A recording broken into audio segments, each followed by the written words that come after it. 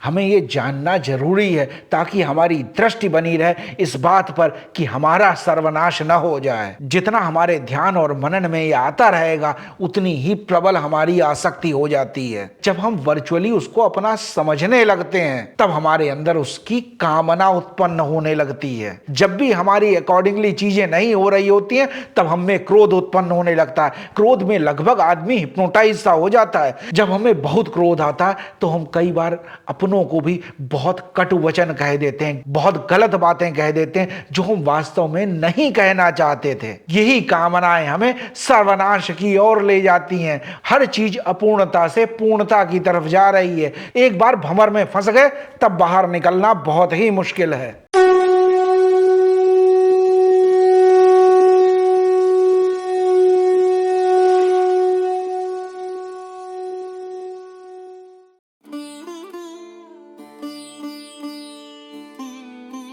धर्म और रक्षति रक्षिता। नमस्कार दोस्तों, आप सभी लोगों का बहुत बहुत स्वागत है धर्म क्षेत्र के इस प्रोग्राम में। भगवान कृष्ण की स्तुति के साथ इस प्रोग्राम की शुरुआत करते हैं। ओम सच्चिदानंद रूपाय विश्वोत्पत्त्यादि हेतवे तापत्रय विनाशाय श्री कृष्णाय वयम नमः। अर्जुन के तीसरे प्रश्न की स्थित प्रज्ञ व्यक्ति बैठता कैसे है, मतलब कि अपनी इंद्रियों को नियंत्रित कैसे करता है, ये बताते हुए भगवान कृष्ण ने पिछले श्लोक में कहा, जिस व्यक्ति ने चंचल स्वभाव वाली इंद्रियों पर नियंत्रण कर लिया है, उनकी आसक्तियों पर नियंत्रण कर लिया है, वही व्यक्ति स्थित प्रज्ञ है। लेकिन जो व्यक्ति अपनी इंद्रियों को नियंत्रित नहीं कर पाता, जो इन चंचल इंद्रियों से हार जाता है, जिसका मन इन इंद्रियों के आगे सरेंडर कर देता है, जिसकी बुद्धि बंद हो जाती है, उसकी क्या गति होती है, ये भगवान कृष्ण आगे 62वें और 63वें श्लोक में बताएंगे।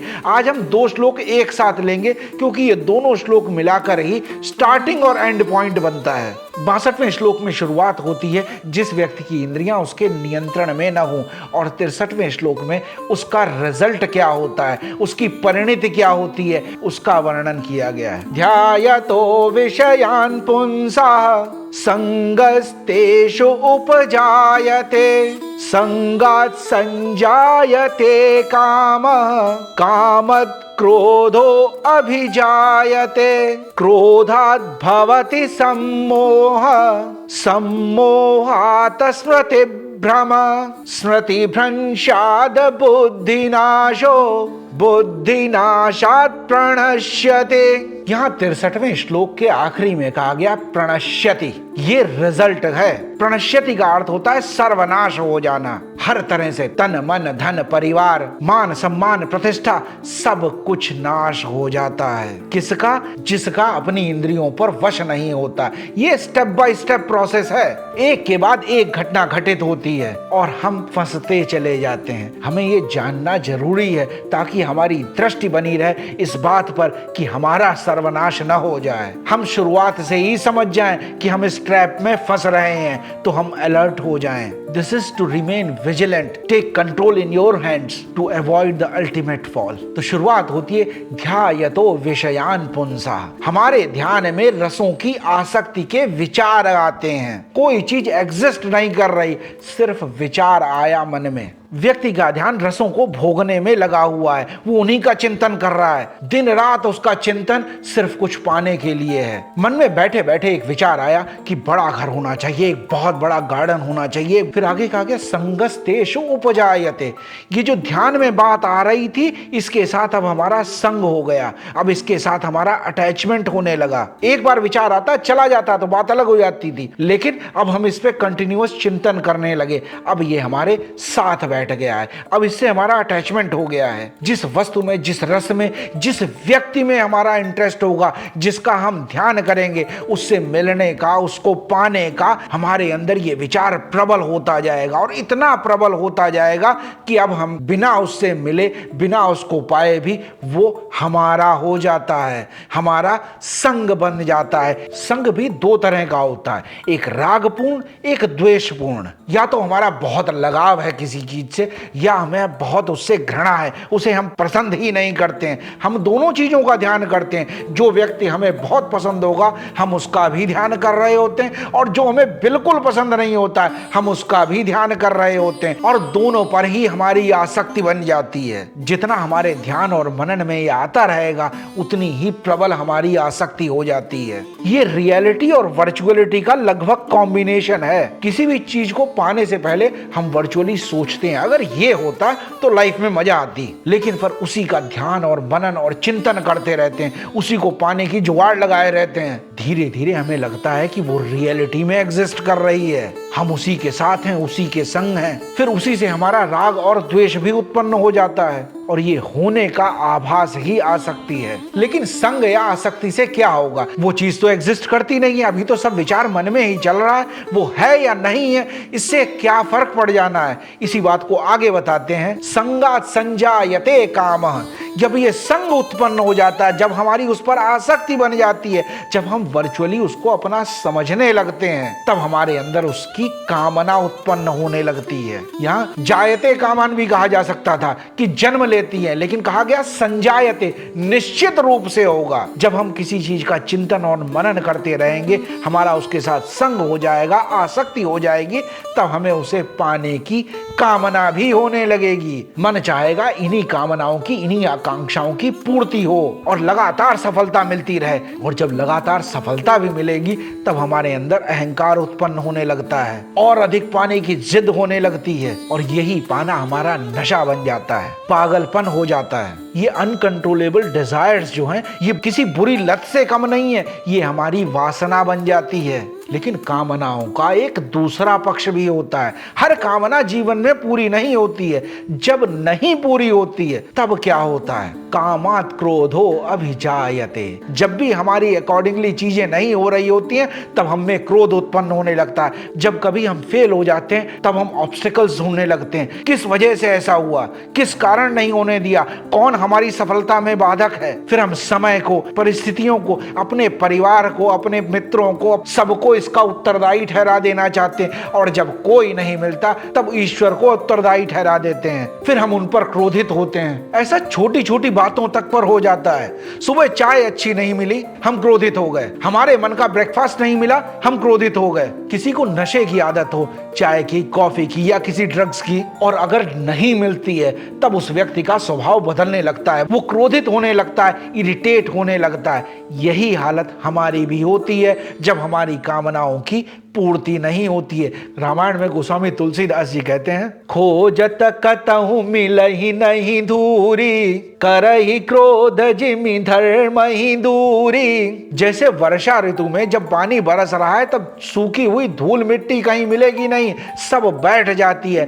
उसी तरह से जब व्यक्ति के अंदर क्रोध उत्पन्न होता है तब वो धर्म से एकदम दूर हो जाता है। तब सही क्या है, गलत क्या है, पता ही नहीं चलता। फिर आगे कहा गया, क्रोधात् भवति सम्मोह। क्रोध से सम्मोहन हो जाता है। क्रोध में लगभग आदमी हिप्नोटाइज सा हो जाता है।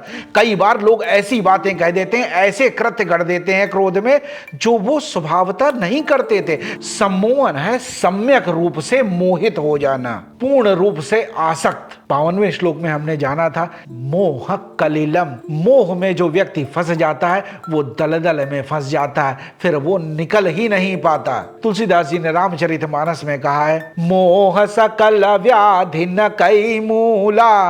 मोह तो सभी रोगों की जड़ है, सभी समस्याएं ही मोह से उत्पन्न होती हैं। अगर हमारा किसी पर मोह नहीं है, किसी चीज पर आसक्ति नहीं है, तब हम दुखी नहीं होते। लेकिन जैसे ही हम मोह के दलदल में फंसे हम भ्रमित हो जाते हैं, भटक जाते हैं। सम्मोहित व्यक्ति लगभग हिप्नोटाइज सा हो जाता है, फिर सही गलत का निर्णय ही नहीं कर पाता। जब हमें बहुत क्रोध आता है तो हम कई बार अपनों को भी बहुत कटु वचन कह देते हैं, बहुत गलत बातें कह देते हैं जो हम वास्तव में नहीं कहना चाहते थे। अगर हम सही स्थिति में होते तो ऐसी बात सोचते भी नहीं। हम सभी ने कभी न कभी ऐसा किया होगा या हमारे साथ भी ऐसा हुआ होगा। क्रोध की स्थिति में लोग जो नहीं चाहते वो भी कर बैठते हैं, गालियां देने लगते हैं, अपशब्द कहने लगते हैं, बरसों पुरानी गलतियां ढूंढ के ले आते हैं, ताने मारने लगते हैं, झूठे आरोप लगा देते हैं, धोखा देने को तैयार हो जाते हैं, मारपीट करने लगते हैं। और यहाँ तक कि लोग हत्याएं भी कर देते हैं इस क्रोध के आवेश में आकर, और फिर जीवन भर पछताते हैं। लेकिन उस क्षण जाने क्या हो जाता है कि होश ही नहीं रहता कि कौन है सामने, कैसा समय है, क्या स्थिति है, क्या ये बात इतने क्रोध की है भी या नहीं। हम कई बार न्यूज चैनल्स में सुनते हैं कोई रोड रेज की घटना हो गई, लोगों ने गलत जगह पार्किंग कर दी या ओवरटेक कर दिया या किसी गाड़ी में थोड़ी सी टक्कर मार दी या कुछ हो गया, दोनों लोग आपस में भिड़ गए और यहां तक हो जाता है कि लोग एक दूसरे की हत्या तक कर देते हैं सिर्फ एक क्रोध के क्षण में। फिर जीवन भर पछताते हैं कि ऐसा क्यों किया। काम, क्रोध, लोभ और मोह, इन चारों ही चीजों से सम्मोह उत्पन्न होता है। कामनाओं के सम्मोहन में विवेक खो जाता है। व्यक्ति ऐसे काम कर जाता है जो वो सामान्य परिस्थिति में नहीं करता। क्रोध में व्यक्ति अपने मित्रों को, अपने परिवारजनों को, अपने पूज्यजनों को ऐसी ऐसी बातें कह देता है जो वो सामान्य परिस्थिति में उनके लिए सोचता भी नहीं। लोभ से सम्मोहित व्यक्ति सत्य असत्य, धर्म अधर्म, नैतिक अनैतिक का विचार भी नहीं करता। छल कपट प्रपंच जो भी करना पड़े पाने के लिए वो सब करने को तैयार हो जाता है। ममता के सम्मोह के कारण व्यक्ति समत्व में नहीं रह पाता, वो पार्शियल हो जाता है, पक्षपाती हो जाता है, धृतराष्ट्र बन जाता है। वो अपने पुत्र के सभी पापों को इग्नोर कर देना चाहता है, सभी मर्यादाओं को भूल जाता है, अपने कर्तव्यों को भूल जाता है। परंतु यहाँ केवल क्रोध से सम्मोहित होने की बात कही गई है, क्योंकि काम, लोभ और ममता के वशीभूत होकर हम अपने सुख भोग और स्वार्थ की पूर्ति करना चाहते हैं। लेकिन क्रोध के सम्मोह में हम दूसरे को नुकसान पहुंचाना चाहते हैं, उनका अहित करने का प्रयास करते हैं। रामचरितमानस में एक जगह तुलसीदास जी कहते हैं, लखन कहो हंसी सुनहु मुनि, क्रोध पाप कर मूल। क्रोध जो है पाप की जड़ है। जैसे ही मन में क्रोध आता है पाप की उत्पत्ति भी तुरंत हो जाती है। फिर सम्मोहन से क्या होता है? सम्मोहात स्मृति विभ्रम, सम्मोह से स्मृति विभ्रम हो जाता है। भ्रम की स्थिति में याद ही नहीं रहता कि सही क्या है, गलत क्या है, धर्म क्या है, अधर्म क्या है, कौन है, कहां है, किस परिस्थिति में है, क्यों है, किस लिए है। विभ्रम कहा जाता है विशेष रूप से भ्रमित हो जाना या सिलेक्टिवली भ्रमित हो जाना। जब हम किसी पर क्रोधित होते हैं तब हम उनकी सारी अच्छाइयों को भूल जाते हैं, उनकी सिर्फ बुराइयों की ही हमें याद रह जाएगी। ये है सिलेक्टिव मेमोरी लॉस और ये बहुत घातक होता है। तब हमें जो कन्वीनियंट होता है उसे हम सिलेक्टिवली याद रखते हैं और जो कन्वीनियंट नहीं होता है, जो हमारे फ्रेम में फिट नहीं हो रहा होता है, उसे हम भूल जाते हैं। हम अपने पुराने मित्रों को, हम अपने परिवारजनों को सिर्फ इस सिलेक्टिव मेमोरी लॉस की वजह से उनके साथ संबंध तक खराब कर लेते हैं। फिर आगे कहा गया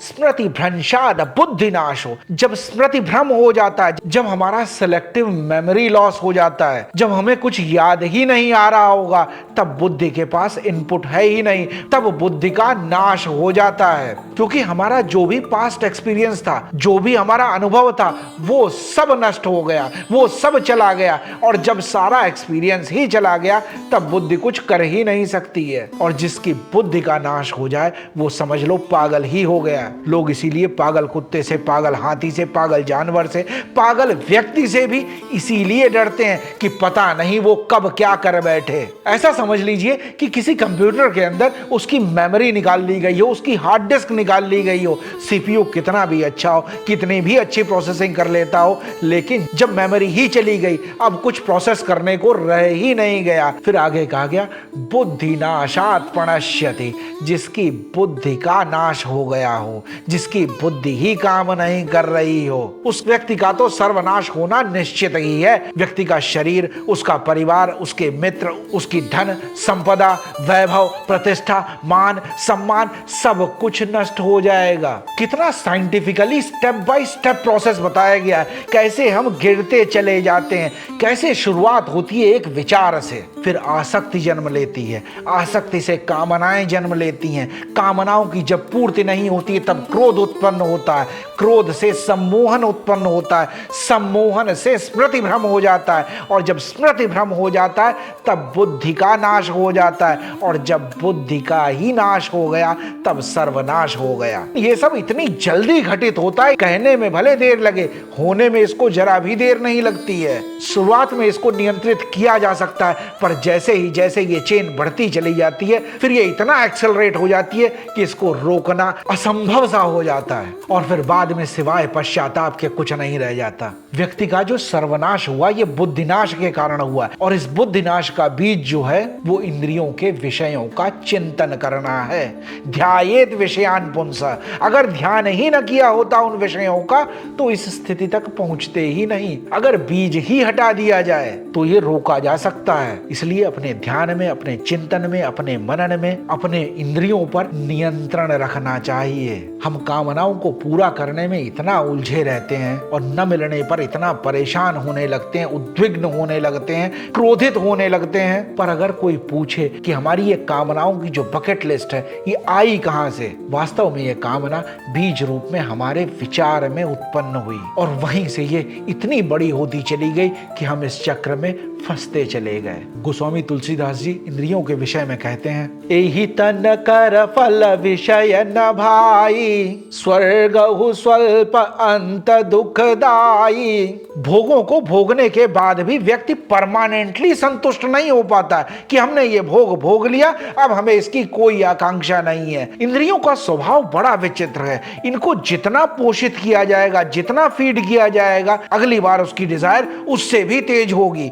जब व्यक्ति कोई नशा करना शुरू करता है तो शुरुआत में उसकी क्वांटिटी थोड़ी होती है, धीरे धीरे उसकी क्वांटिटी, उसकी फ्रीक्वेंसी बढ़ती ही चली जाती है। इंद्रियों की आकांक्षाओं की जितनी हम पूर्ति करेंगे वो उतनी ही प्रबल और उतनी ही तेज होती चली जाएंगी। इस जीवन का उद्देश्य इंद्रियों के भोगों को पाना नहीं है। जब भोग पूरे भी कर लिए जाते हैं तब भी अंत में दुख ही रह जाता है, डिजायर और ज्यादा बढ़ जाती हैं। स्वर्ग स्वल्प अंत दुखदाई। स्वर्ग में रहने वाला व्यक्ति भी अगर कामनाओं में ही उलझा हुआ है तो वो अंत में दुखदाई ही होता है। इस अध्याय की शुरुआत में भगवान कृष्ण ने आत्मा और शरीर की अलग अलग सत्ता के बारे में बताया था और कहा था कि आत्मा स्वयं में संपूर्ण है, परिपूर्ण है, शाश्वत है, सच्चिदानंद है। सच्चिदानंद का अर्थ है सत्य, चित और आनंद। जो सत्य है, शाश्वत है, निरंतर है और आनंदित है। इसीलिए कहा भी गया, ईश्वर अंश जीव अविनाशी, चेतन अमल सहज सुख राशि, सो माया बस भयउ गोसाई,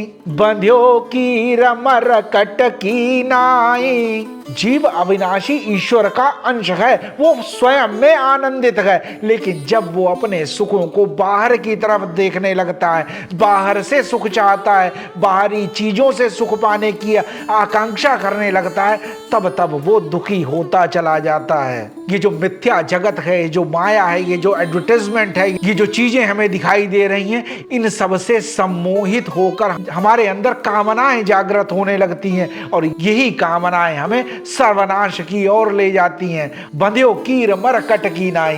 कीर कहा जाता है तोते को और मरकट कहा जाता है बंदर को। तोता पकड़ने वाला एक ऐसा अरेंजमेंट बना देता है जिसपे तोता बैठते ही उल्टा हो जाता है और जैसे ही उल्टा हो जाता है उसकी बुद्धि फिर जाती है। अब वो भूल ही जाता कि वो उड़ सकता है और शिकारी उसे पकड़ लेता है। बंदर को पकड़ने वाले लोग एक छोटे मटके में मूंगफलियां रख देते हैं और बंदर दोनों हाथ उसके अंदर डाल देता है मूंगफलियां पकड़ने के लिए। बंदर उन मूंगफलियों का मोह छोड़ दे अगर तो मुक्त हो जाए, लेकिन वो मोह छोड़ नहीं पाता और बंदर पकड़ने वाला उसे पकड़ लेता है। वो परमात्मा हमारे भीतर है परंतु वो हमारे चिंतन में नहीं है। चिंतन में तो भोग विलास कामनाएं हैं हमारी। इसी कारण हम दुखी होते हैं, क्रोधित होते हैं, परेशान होते हैं और पतन के इस चक्र में फंसते चले जाते हैं। ये जो दो श्लोक हैं इसको लेटर ऑफ फॉल कहा जा सकता है। ये पतन की सीढ़ी है। हमने केमिस्ट्री में पढ़ा था कि जिन एलिमेंट्स की वैलेंस शेल कंप्लीट नहीं होती, अपूर्ण होती है, वो हमेशा इस कोशिश में रहते हैं कि किसी तरह से रिएक्ट करके अपनी वैलेंस शेल को कंप्लीट किया जाए। हर चीज अपूर्णता से पूर्णता की तरफ जा रही है। जिस व्यक्ति ने अपने अंदर की पूर्णता को महसूस कर लिया है, जान लिया है, जिसने परमात्मा को जान लिया, जिसने अपने उद्देश्य को जान लिया, वो व्यक्ति स्टेबल है, वही व्यक्ति स्थित प्रज्ञ है, परफेक्ट पर्सन है। और जो अनस्टेबल आयंस होते हैं वो तो और भी ज्यादा रिएक्टिव होते हैं, लेकिन जिनकी वैलेंस शेल कंप्लीट हो चुकी है, जो रिएक्ट नहीं करते हैं, उनको कहा जाता है noble gases, noble elements, noble metals. ठीक उसी तरह जिस तरह से स्थित प्रज्ञ व्यक्ति अपने उद्देश्य के लिए, अपने लक्ष्य के लिए, अपने परमात्मा के लिए स्थिर है। जीवन की अपूर्णता और स्वयं की चेतना से दूरी के कारण ही हमारे ध्यान में विषयों का चिंतन आता है। संतुष्टि का अभाव होना भी इन विचारों को जन्म देता है। अगर भूख लग ही नहीं रही है तो भोजन का विचार भी नहीं आएगा। कई बार ये आकांक्षाएं, ये कामनाएं इतनी बढ़ जाती हैं कि हमने कई बार सुना है कि स्पोर्ट्समैन ने अपनी एफिशिएंसी बढ़ाने के लिए, अपनी परफॉर्मेंस बढ़ाने के लिए ड्रग्स का सहारा ले लिया और फिर डोप टेस्ट में पकड़े गए। उनका पूरा करियर, उनकी पूरी मेहनत, उनकी बरसों की तपस्या सब कुछ खत्म हो गई सिर्फ एक विचार के कारण कि मन में ये आसक्ति बन गई कि I will be the best. और ये सब हमारे जीवन में घटित होता है सिर्फ एक विचार से। घर में रिलैक्स बैठे हुए हैं, टीवी चल रहा है, देख रहे हैं एक मूवी, एक एडवर्टाइजमेंट आया एक रिक्लाइनर का, हम उसको देखने के लिए शॉपिंग मॉल में पहुंच गए, देखा जाके उसको रिक्लाइनर बहुत बढ़िया, उस पर बैठ के देखा, उसको महसूस किया, बहुत अच्छा लगा, अब हमने ले लिया उसको, घर लेकर आए, घर में फिट किया, हमारे फर्नीचर के साथ वो एडजस्ट ही नहीं हो पा रहा है, इतनी जगह नहीं बन पा रही है। अब मन में विचार आया, चलो अब एक नया घर लेना चाहिए, घर की प्लानिंग शुरू कर दी। घर की प्लानिंग करने के लिए लोन ले लिया, अब ईएमआईज बढ़ गई हमारी, हमारा जो एक्सपेंडिचर था वो बढ़ता चला गया। एक छोटे से विचार के कारण, एक एडवर्टाइजमेंट देखने से बात शुरू हुई और धीरे धीरे हम फंसते चले गए, क्योंकि उस वक्त हम अपने आप को नियंत्रित नहीं कर पाए कि हाँ बढ़िया है ये, लेकिन ये हमारे लिए जरूरी नहीं है, तो बात वहीं खत्म हो जाती। लेकिन वो विचार बढ़ता गया और अंत में हमें इस पतन की सीढ़ी पर ले आया। ये एक भंवर की तरह होता है जो आपको अंदर की तरफ, नीचे की तरफ खींचता ही ले जाएगा। इस भंवर से दूर रहने में ही समझदारी है। In the beginning you have a choice but afterwards you are trapped. एक बार भंवर में फंस गए तब बाहर निकलना बहुत ही मुश्किल है। इसलिए हमेशा ध्यान रखें हम किस चीज पर विचार कर रहे हैं, क्या हमारा चिंतन है, क्या हमारा मनन है। विचार का बहुत गहरा संबंध हमारे आहार से भी है। कहते भी हैं जैसा अन्न वैसा मन। इन 2 श्लोकों में हमने जाना कि जब हमारी इंद्रियां हमारे नियंत्रण में नहीं रह जाती हैं, हमारा पतन किस तरह से होता है। अगर हम पहले स्टेप पर इसको कंट्रोल कर लें तब इजी होगा कंट्रोल करना, लेकिन जैसे जैसे एक स्टेप से दूसरे स्टेप पर गए ये एक्सेलरेट होता चला जाएगा। जैसे किसी बॉल को आप एक स्टेप पर छोड़ दें तो शुरुआत में पकड़ लेना इजी है, लेकिन जैसे जैसे वो बढ़ती चली जाएगी वो उतनी ही एक्सेलरेट हो जाएगी। अब आप दौड़ के उसको पकड़ नहीं सकते हैं, अब वो नीचे जाकर ही मिलेगी। इसी तरह से अगर हमने पहले कंट्रोल नहीं कर पाया तो ये बुद्धिनाश के बाद सर्वनाश तक ले जाएगी। हमें इस पर विचार करना चाहिए, चिंतन करना चाहिए, मनन करना चाहिए कि हमारे साथ कभी जीवन में ऐसा हुआ, ऐसी गलती हम दोबारा फिर न करें, इस चक्र में हम दोबारा न फंसें। हम पहले ही अलर्ट रहें, विजिलेंट रहें और अपनी बुद्धि को स्थिर रखकर अपने कर्म पर फोकस करें। मैं हमेशा कर्म पे बहुत जोर देता हूं कि कर्म इतनी शुचिता के साथ, इतनी प्रसन्नता के साथ, इतने आनंद भाव के साथ और समर्पण के साथ किए जाएं कि कर्म ही धर्म हो जाए। आज भी अगर कोई बात अच्छी लगी हो, कोई प्रसंग अच्छा लगा हो तो जरूर इस वीडियो को अपने मित्रों के साथ, अपने शुभचिंतकों के साथ,